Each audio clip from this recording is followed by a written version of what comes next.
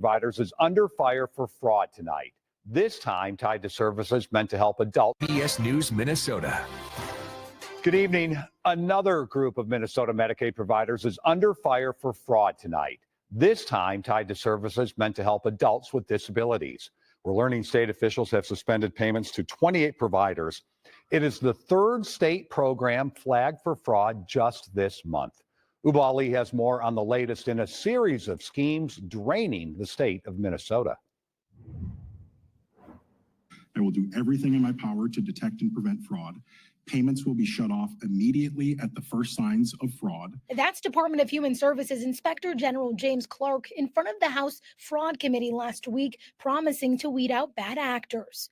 An executive order from Governor Tim Walz gave DHS additional authority, and today they used it. WCCO obtained the letter the temporary DHS commissioner sent to lawmakers stating the inspector general has been made aware of allegations of fraud in the MA Integrated Community Supports ICS program. ICS is a Medicaid service that allows adults with disabilities to live independently in community through provider-controlled settings. Since the beginning of this month, DHS suspended payments to 28 providers for billing for services that were not provided, a common thread between the recent federal fraud investigations. No charges have been announced, but state officials say we are taking more aggressive actions to stop payments, including relying on tips and data mining that demonstrate a credible allegation of fraud. It all started with the Feeding Our Future scheme, where $250 million was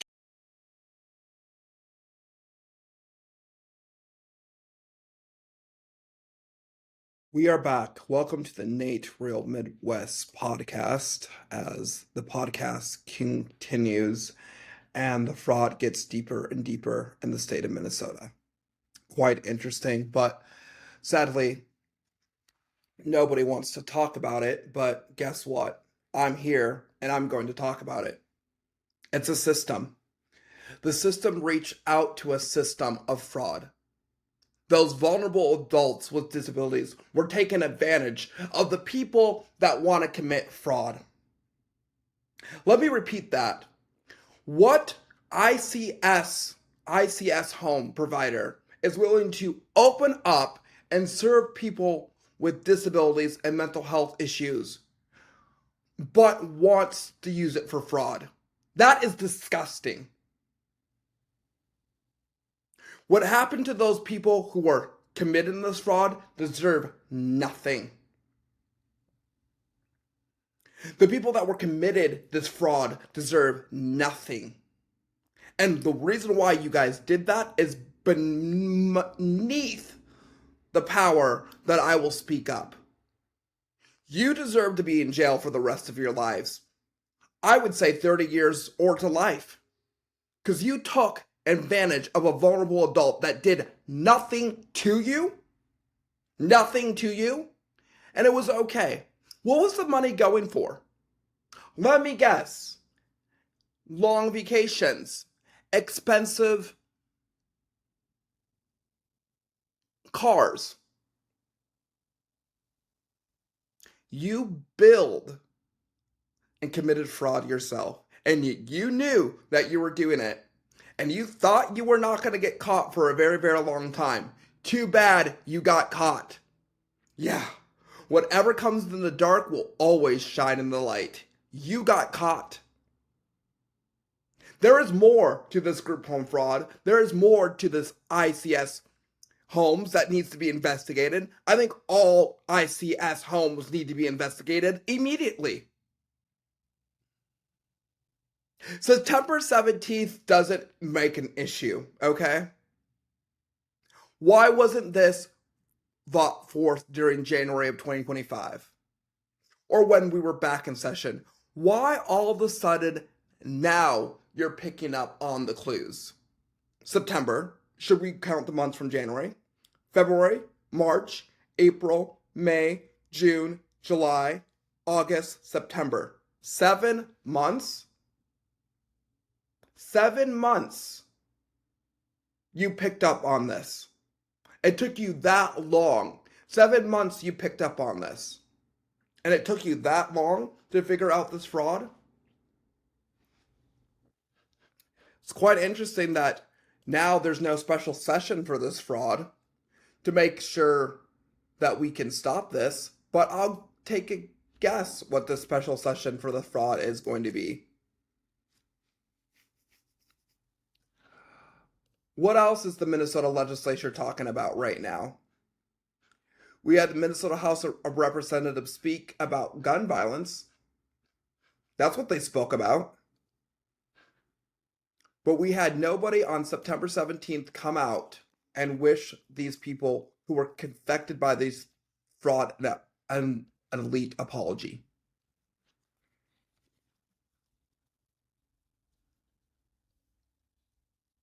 No apology at all.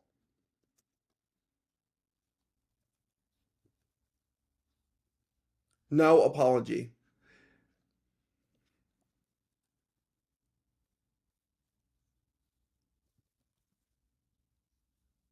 No apology. September 17th was the fraud. Let's take a look at this together, ladies and gentlemen. I'm very curious.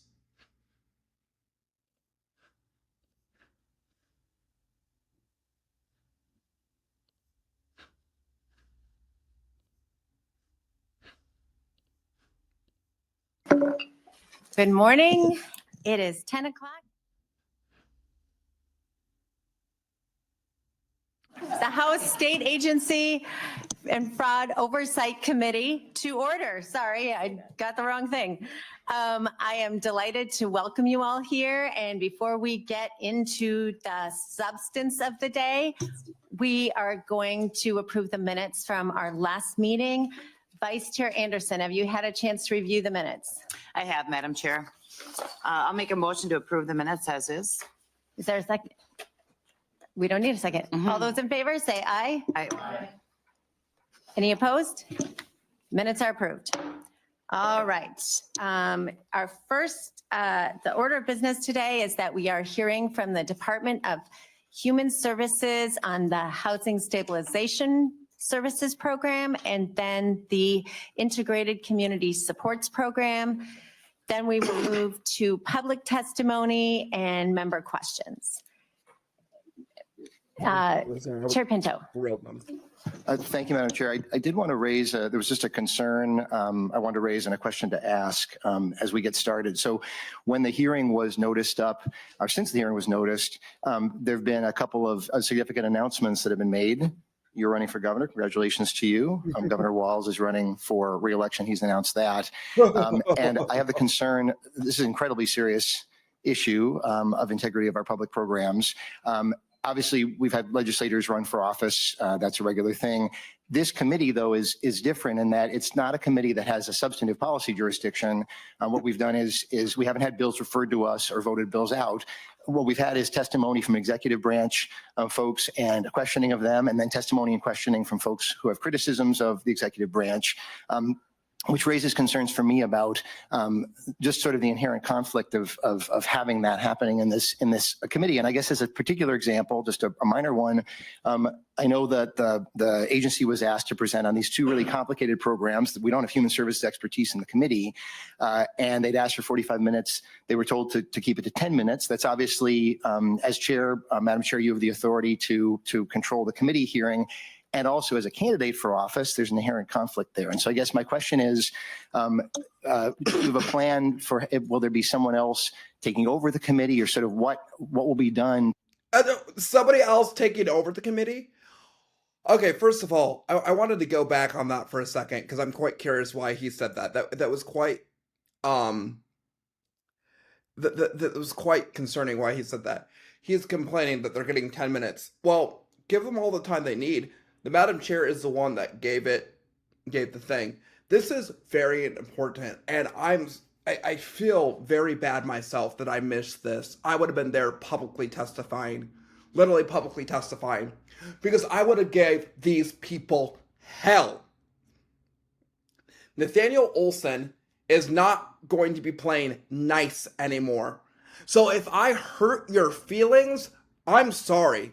But there needs to be answers and questions why this fraud is happening in the state of Minnesota, and why did they do it to vulnerable adults with disabilities, and what makes it okay. And why was it so fun for them to do that? Let me repeat that comment. Why was it so fun? Because I believe when you want to open up a group home and commit fraud, it's because you're doing it for fun. You don't care about the consequences that are going to happen when you're found out. You want to do it for fun because you want the money to fund yourself, to get luxury vehicles, luxury stuff, and leave these vulnerable adults in critical condition. And they are probably thinking right now, why was I a victim of this? And what have I done wrong? And let me tell you, to the people who think that, you did nothing wrong. You are a wonderful human being, and the people that did this to you are disgusting. They are disgusting. You do not deserve to walk the footsteps of Minnesota again. You deserve to be locked up in jail. All of you deserve to be locked up in jail for the fraud that you commit and taking care of these vulnerable adults. And if this happens to the place that I am, bet your bottom dollar, oh, I will be angry. And I am so angry that this happened to the people. And I pray it does not happen to me. But we do not know. And to the social workers that are wanting to take a 15-day break off of everything, quite concerning. Let's continue watching the video. To avoid that conflict in terms of how the committee works in questioning the Thank you, Walls. Chair Pinto. Thank you. I don't see a conflict. I am an elected representative of my district chairing this committee. The governor is an elected governor of this state. He does not plan to curtail his governor activities, and I do not plan to curtail my elected representative activities. And we have conducted this committee in a completely respectful and tried to be bipartisan way, allowing lots of time for both sides, a lot of questioning. The problem has been when agency personnel come in here and filibuster and we can't get to members' questions. So I reject that, and I appreciate you raising the concern, but I think you will be gratified by how we continue to conduct the business of the committee. And I would like to note for the record that this hearing has been noticed since last June, and today happened to be the day when I get a call at 7:30 and the department announces they fired the person responsible for housing stabilization services and homelessness, and that person is not available to testify this morning. And then I get a call from the governor's office announcing their fraud package revisions are announced today while we're having our hearing. So if there's any grandstanding going on or trying to hide the ball, it is not by this committee. Thank you. Chair Robbins, before we begin, may I correct the record? You may, once we proceed with your testimony, you are not recognized. Fair deal. So members, as I was saying, we are going to have a committee hearing today with DHS about the Housing Stabilization Services Program and the Integrated Community Services Program. I'm sorry, I'm going to finish my statement. And so we welcome the commissioner and her staff with us today. Thank you very much. And we welcome our public testifiers. We are going to proceed immediately after I hear from Chair Rarick. Well, I just wanted to correct the record from not Chair Pinto, but Lead Pinto. Also, the fact that we did hear bills in here related to fraud. So I believe you presented bills in here. So we did hear bills in here, Madam Chair. Yes, we heard bills. We will proceed. Commissioner Gandhi, welcome to the committee. We look forward to your testimony. This is an ongoing, difficult topic. We really need to dig in and find out all the problems in the Housing Stabilization Program and the Integrated Community Supports Program, and we look forward to your testimony. You may begin. Thank you, Chair Robbins. Madam Chair and members of the committee, for the record, I am Shireen Gandhi, and I was appointed as temporary commissioner of the Minnesota Department of Human Services in February 2025. I just want to first begin by correcting the record in that, as a courtesy, I have been making calls to our committees of jurisdiction, and as well as you, Chair Robbins, as chair of the Fraud Committee, since we were appearing today, to let you know that the appointment of our Assistant Commissioner has ended. And so that is the proper terminology for a appointed official and the status of employment with DHS. So this is my question, the status, but if the Madam Chair of the Oversight Committee got a question of that they were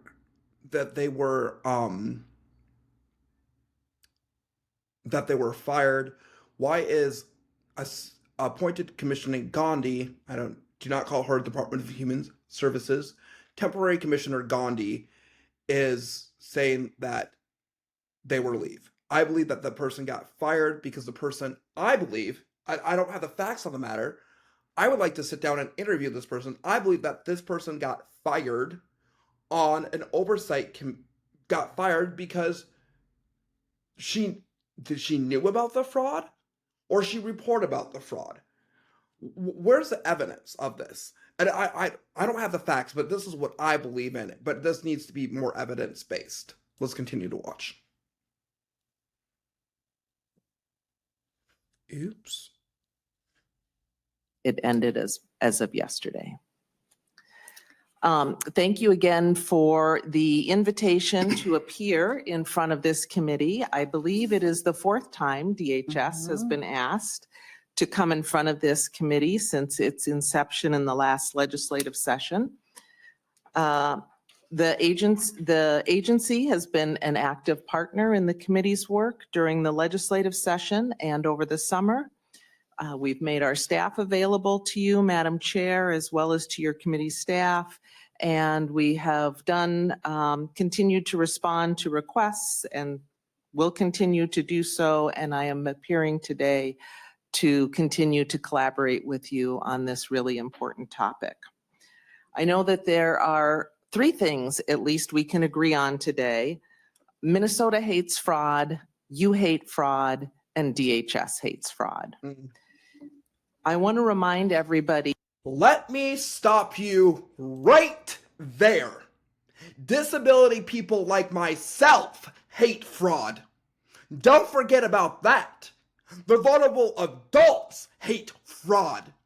And when they become victims of it, we hate more. Because we're worried that we're going to be victims of it again. That is what is going on. And the problem that she didn't want to say that is quite concerning, ladies and gentlemen. Quite concerning. Boy, I wish I was there testifying there. I would have gave them a public testimony because I sit every day, wake up every day, get into my office, do this research, run this podcast, and this came out. The fraud convention for our United States, the fraud convention of ICS homes just came out. And I think it was the end of September that news article came out. Don't quote me on that. But that is kind of concerning. And it's already October 3rd. When is the next hearing? Because I'll be glad to be there. This is crazy. This is not okay. This is unacceptable. This is wrong. And I have zero tolerance for this. You guys should have figured out this in January. Why are we waiting 7 months? Why did it take you guys 7 months to figure this thing out?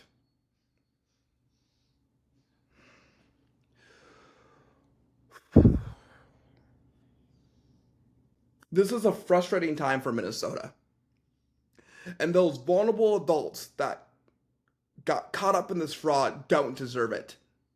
And I'm sorry, and I will do everything in my power as a disability advocate to make sure that this will never happen again. This was wrong, people. Wrong. And first of all, she should have made a statement. Commissioner Gandhi, you should have apologized to the vulnerable adults, the people with disabilities. You should abruptly said, I'm deeply sorry for the people who were affected by this fraud, and this is not their fault. But you are saying here nonsense. That should have been your first statement. To all of these vulnerable adults' apology. Oh gosh, I hate Minnesota. I really do. Let's continue. That DHS is taking a zero tolerance approach to fraud. We are committed to program integrity, and we are committed to fighting fraud. And people who are stealing from public programs are really harming the people who are most in need of those programs. Exactly. And we are committed to continuing our enhanced investigations, our enhanced data analytics, our quick investigations, and quick and thorough, and engaging law enforcement partners to prosecute these criminals, because that is the separation of our duties. We are an investigative arm, and then the law enforcement does the final investigation and prosecution. Criminals and the various schemes they've concocted have become more coordinated and sophisticated, and it's time for us to catch up. While single actors and individuals used to be more of the norm, now what Inspector General Clark is sharing with me and our law enforcement partners are sharing with us is we are seeing more organized bands of providers gaming the system in concert. Since I took the helm at DHS 7 months ago, every level of our agency has been engaged in the investigative work to fight fraud. Our old processes that were based on the type of fraud we used to see are not sufficient for these coordinated schemes. In the 7 months that I've been in this role, I have been engaging teams from across the agency in this intensive work to fight and prevent fraud, to strengthen our internal controls. We've done a lot of work, but there is a lot more to do. And we will continue to be transparent about what we're finding and what more we have to do. After the past few months, we've also been working across the enterprise with other agencies and the governor's office to identify additional tools and steps that we can take to prevent criminals from trying to exploit our programs that serve vulnerable adults and children in Minnesota.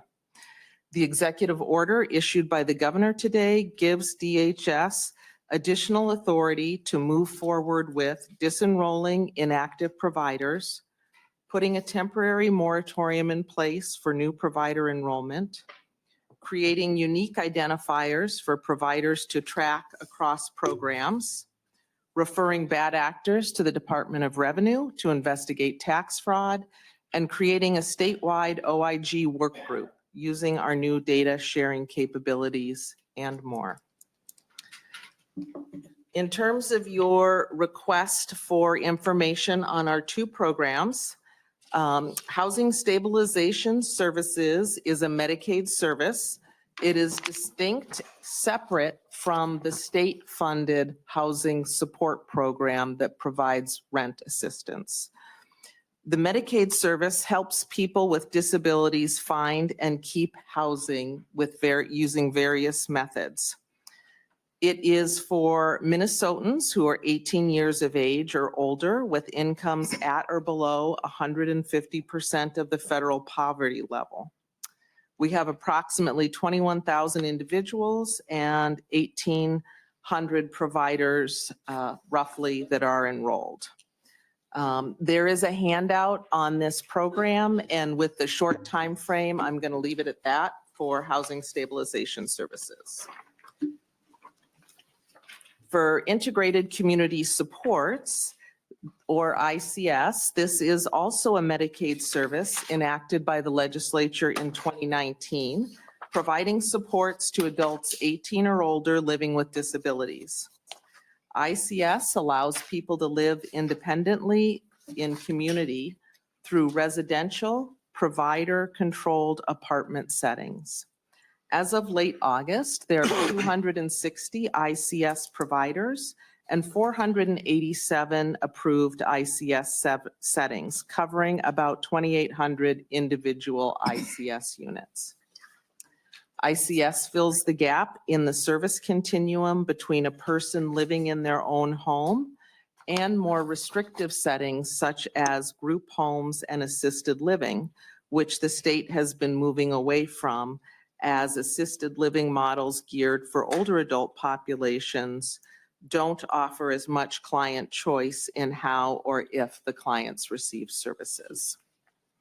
So that's briefly an overview of those two services, and I would like to ask Inspector General Clark to talk about the fraud schemes that we are seeing.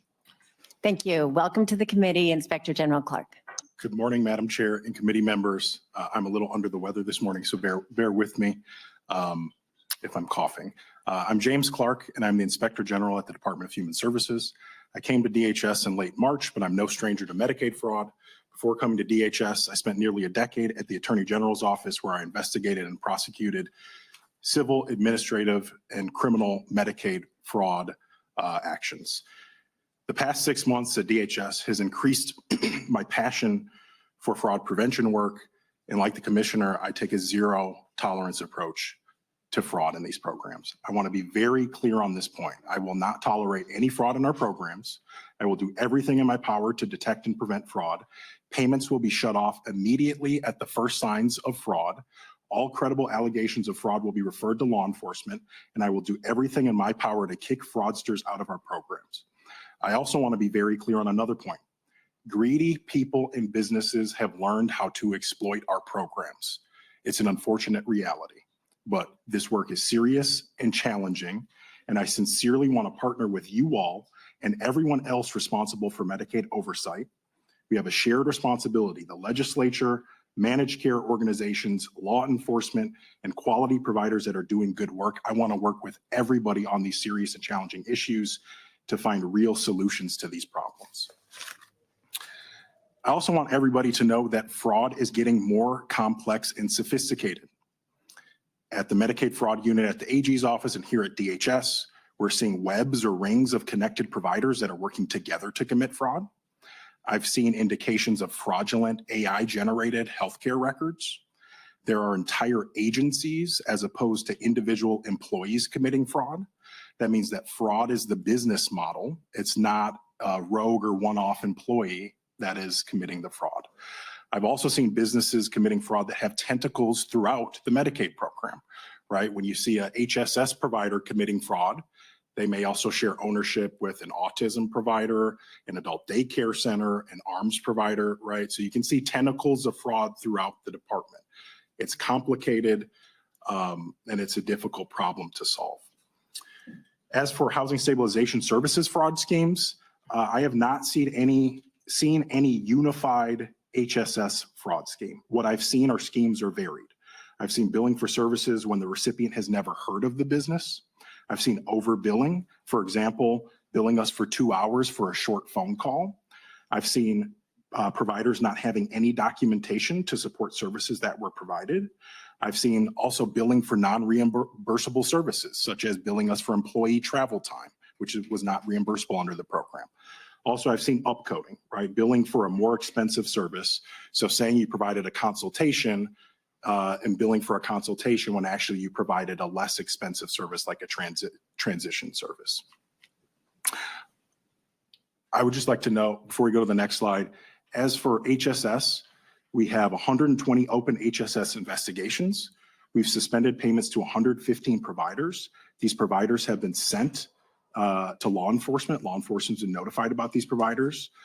As part of our investigations into the program, I've asked our federal contractor to do a top to bottom review of HSS billing data to detect any anomalies that signal fraud, waste, or abuse. And I expect preliminary results next month from that top to bottom review of HSS billing data. These investigations are complicated and they are time consuming. We have to go line by line through billing records. We have to review treatment records, and we have to contact recipients to see whether or not services were provided. It's complicated, takes a lot of manpower and hours. We are working as hard as we can and as fast as we can to shut off payments everywhere that we see fraud. Go to the next slide. I'm sorry, just to quickly refer, how many have you stopped payments on to date? 115 providers.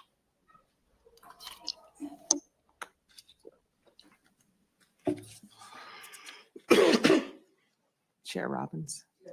I know, I would kick it back to the commissioner. Okay, Commissioner Gandhi. Thank you, Chair Robbins. This slide provides a high-level overview. As Inspector General Clark shared, he and I have both been working to understand the timeline of what has transpired with HSS so that we can make changes to DHS's internal controls and processes, as well as to keep taking quick action to identify and investigate fraud, stop payments as fast as possible, and make referrals to law enforcement to prosecute these criminals to the fullest extent of the law. So this timeline provides high-level information on HHS actions, reforms, and new processes. There's a lot more items behind this, and if we want to get into that during questions, we can. But at a high level, I want to flag on this slide that we began investigations in the fall of '23. We began engaging MCOs and CMS to investigate this in the spring of '24. Patterns began to emerge throughout '24, but again, it still was not what we learned by employing enhanced.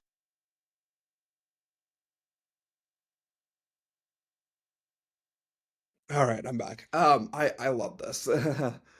Wait a second. The investigation began in 2023. All right. More evidence uncovered in spring in 2024. Okay.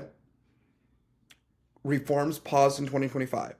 Why didn't the news report this? Why? Fall 2023 investigation started.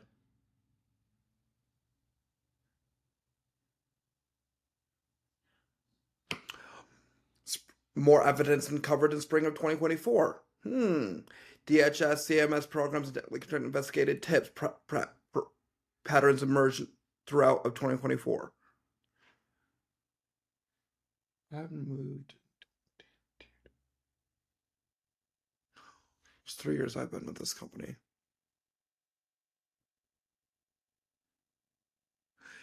DHS steps up to oversight throughout 2025. Bold actions were taken in August of 2025. This bold action right here, these bold actions that I'm pointing at, or I don't know if you guys can see with my mouse. I don't know. This is quite concerning.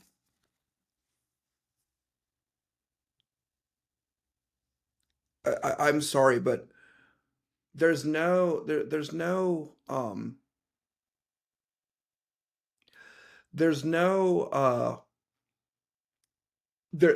be accountability that was taken over. Let's continue to watch the hearing.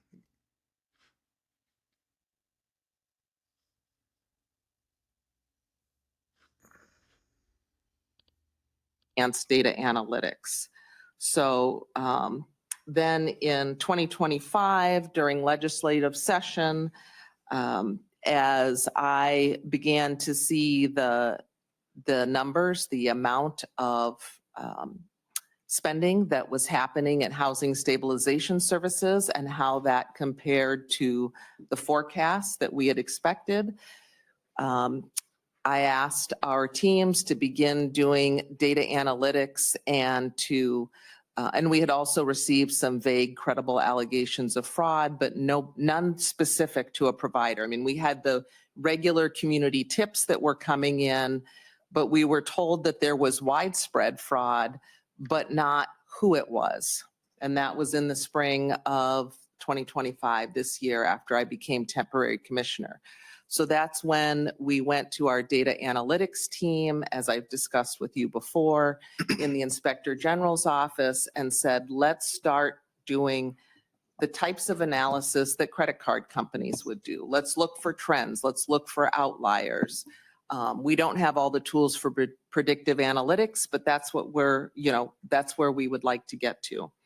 And so that's where that information provided Inspector General Clark and his team information, a priority list to look into, because this is very time intensive and takes many hours and a lot of work with our old outdated systems and lack of robust fraud fighting tools.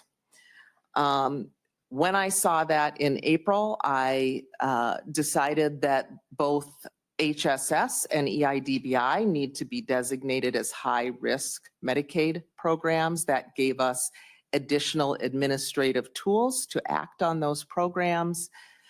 We are required to give 30 days notice. So in early May, we gave notice to providers that those programs were going to be high-risk programs effective June 1.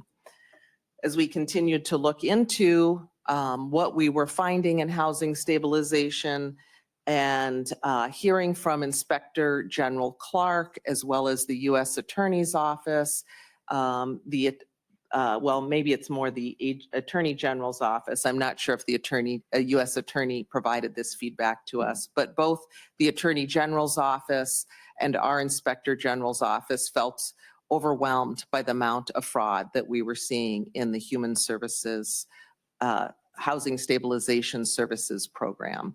And so at that time, I made the unprecedented and very difficult decision to ask CMS to terminate that program. Thank you, Commissioner. If I could just ask, where are we at on that? I know when you requested the termination, there was a 30-day period and people could provide comment, and then there was another period where they got to review the comments. So when, in fact, will the program be terminated? Yeah, I can tell you that at the earliest, it will be terminated October 20th. We have to let the 30-day comment period end. And then as quickly as possible, we have been looking at comments that are coming in and reviewing them. But as quickly as possible, we have to take the next steps with CMS to provide them with what we heard. And CMS ultimately will work with us to determine what the final date is. Thank you. Please just keep us informed on that. Thank you. Yes, we will. Representative Anderson. Thank you. I have a question. You said that you first looked at numbers in the spring of 25, and yet actual numbers about the growth of the services, and yet the growth started years before that. It was 42 million in 21, and it was 74 million in 23, and it was, over 100 million in 24. So, and there were concerns from counties, Hennepin County. So did no one at DHS look at this then until the spring of 25? Because that's what you said earlier. Yeah, Commissioner Gandhi. Thank you, Chair Robbins, and thank you, Vice Chair Anderson. Yeah, I was speaking to my role as temporary commissioner, stepping into this role and having ultimate final authority for these programs and them being properly run. So that's what I was talking about. I know the program areas, the community, others were coming out of the pandemic. We're seeing such a great need for homelessness, supporting people who are experiencing homelessness to become housed. I know there was a lot of attention being paid and DHS being asked to process applications for providers faster. And we, James and I are still, looking into what happened before, more specifically, our appointments in this role ended. I mean, it began. A very quick follow-up. No, I think. Okay. Okay. Thank you. Thank you, Chair Robbins. Do you want us to stay here? No, maybe we'll skip so that that's basically what I said on the other slide. I want to make sure that we keep to the timeline here. So for the past 7 months, we have continued to take bold action And here's how we are doing things differently at a high level. In March, I brought in a new Inspector General, James Clark, who has a decade-long record, as he shared with you, in prosecuting Medicaid fraud in the Attorney General's office. In April, I designated both EIDBI and Housing Stabilization Services as high risk. That was able to take effect June 1st. That tightened requirements on owners, increased on-site visits, and allowed us to make unannounced visits. We are staffed better. We are more strategic and effective on data analytics as a result of both reprioritizing work of our internal staff and allowing our staff and working on staff capacity surge strategies. Also, the enterprise has come to our assistance, and in September, we were able to bring in 5 additional data analysts from Minnesota Management and Budget, their results management team. And these individuals are trained to look for new patterns and anomalies in billing and payments for state services, and are using AI to supplement their review and find outliers. We started looking at programs in new ways to identify outliers so that we could be strategic with the limited resources we have and focus on where we're most likely to find fraud. We started acting much faster and much more aggressively in looking at the data so that we could rise to the level of finding credible allegations of fraud and stopping payments immediately. As we've discussed, in May, we had 1 Housing Stabilization Services stop payment, and by August, we had 115. That large change came about because on May 9th, we had a meeting with the Attorney General's office and the BCA to talk about fraud and what we could do to act faster with what we were seeing. We had a past practice of waiting to stop payments until investigations had concluded. And investigations are time intensive and were taking too long. So we flipped that. And decided we were going to stop payments as soon as there was a credible allegation of fraud, not wait for the investigation to conclude unless our law enforcement partners asked us to not do that, because that would jeopardize their investigation. So all of us agreed that that was the right change to make given what we were seeing. And then on August 1st, I asked CMS to terminate Housing Stabilization Services. That process is underway, as we discussed. I do want to say before I close on that there is a need for Housing Stabilization Services, and we recognize that. We will be working to provide providers and counties and our partners with resources that people can be referred to when this service is terminated. And we very much would like to work with the legislature, and as James said, with providers, with the community, and others to redesign and relaunch the benefit with the proper controls in place.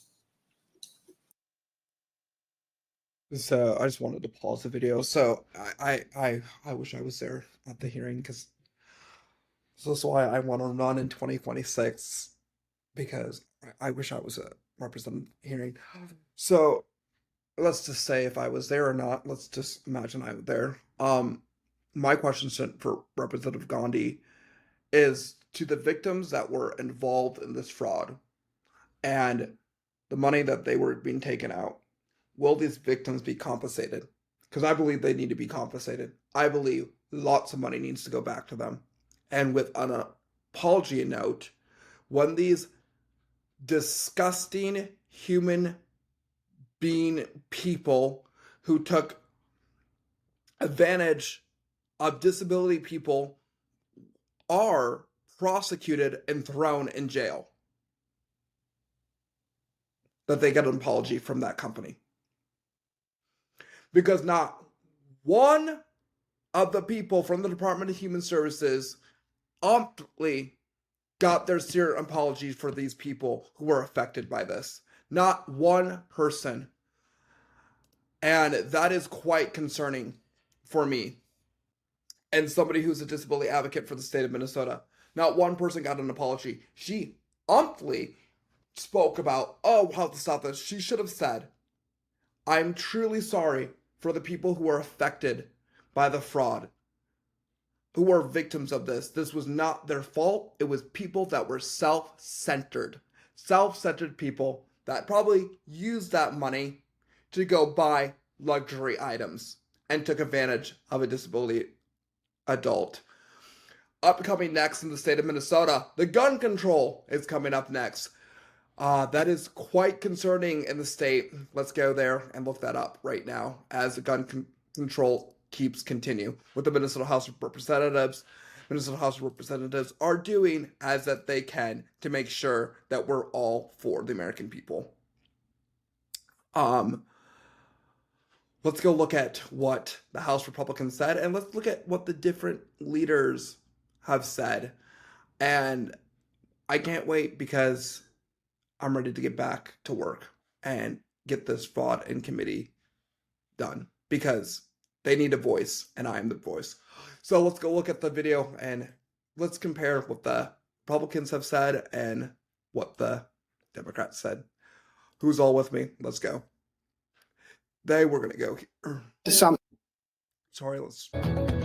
Good afternoon. Thank you for being here with us today. As we have heard for the last month through the media, first of all, and thank you for each one of you reporting. We've heard that the governor is going to be calling a special session. The idea behind that, as he has shared, is due to the tragedy that happened at Annunciation School and Church in that community. And what I'd like to tell you today is, again, as all of you know, the governor is the only person in the state that can call a special session. We are waiting for the governor to do that. I have been in meetings for the last probably 2 weeks on and off, the four leaders and the governor, and we've been in those conversations. And today our meeting was very brief. We, as you saw in the public, the Democrats had put forward parameters that would have really silenced the voice of the legislature to get work done in a special session. I returned an idea, kind of a broad framework that just reiterates, again, Governor, when you call that special session, as you know, House Republicans will show up. We will be there to work. We are fully invested in the work that needs to happen. We will do that. We also want to give the legislature the full process to hear bills, vet bills, and have them go through the committee process. In the House specifically, we are. All right, that is great. I want to see what the Democrats said about the legislature and what they were saying. So let us go and look what the Democrats said, because it's going to be the opposite of what the Democrats are saying. Let's see. Here we go. 9:30, 3 days. Oh, 720 views for the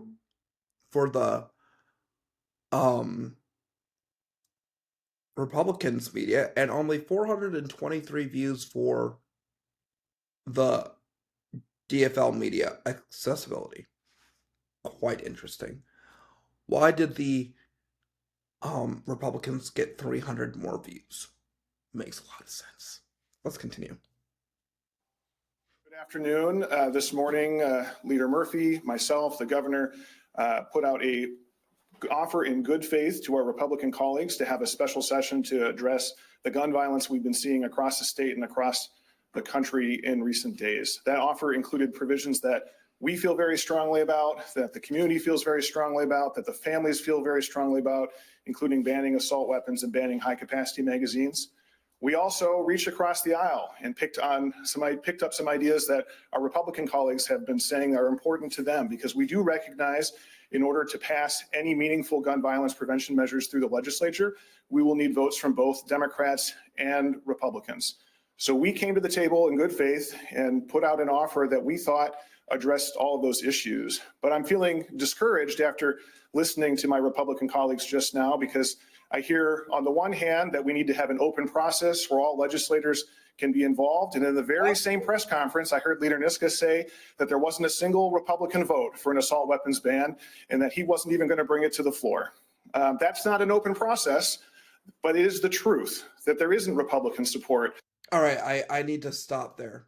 There's no way that you can get assault. Okay, let me make something clear.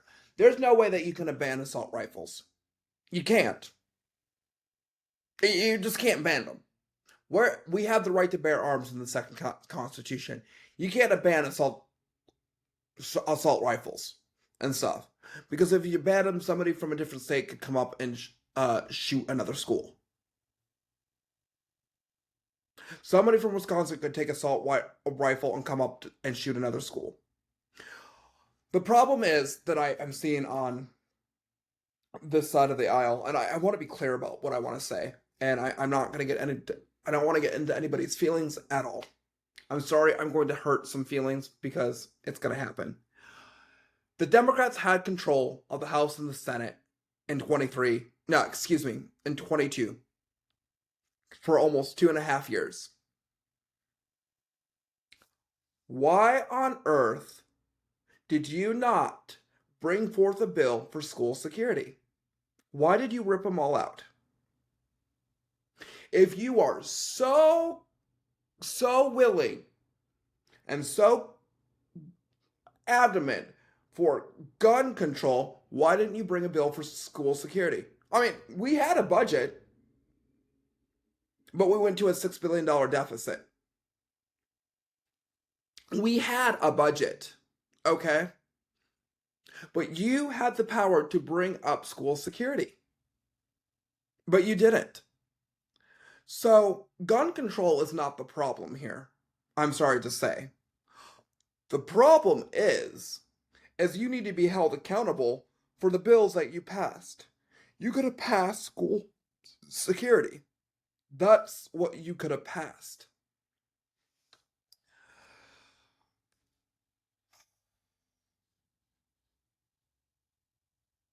It's both sides of the aisle that I just hope they can just come together.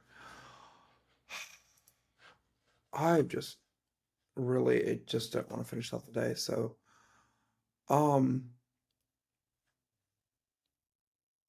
let me bring forward something before we closed and stuff.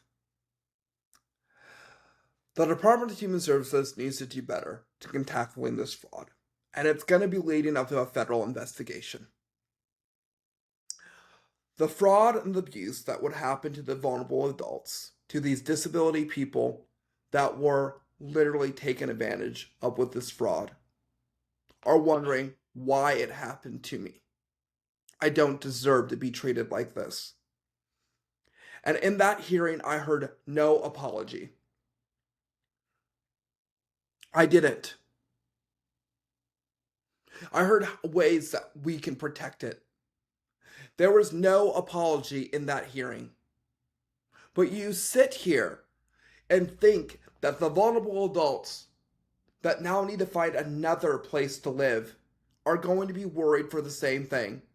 Is Minnesota the right place to run group homes or ICS homes?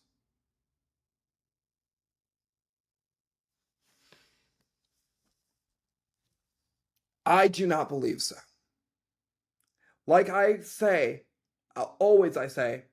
there are good group homes and there are bad group homes. And right now we're seeing a lot of bad ones. And it needs to stop. So bet my words, in 2026, I will do everything in my power to fight for those disability people and make sure that their voices are heard, that they will never, ever be victims of fraud again. God bless America, God bless Donald J. Trump, and God bless Minnesota, and God bless the United States. This is Nathaniel Real Midwest Podcast signing out.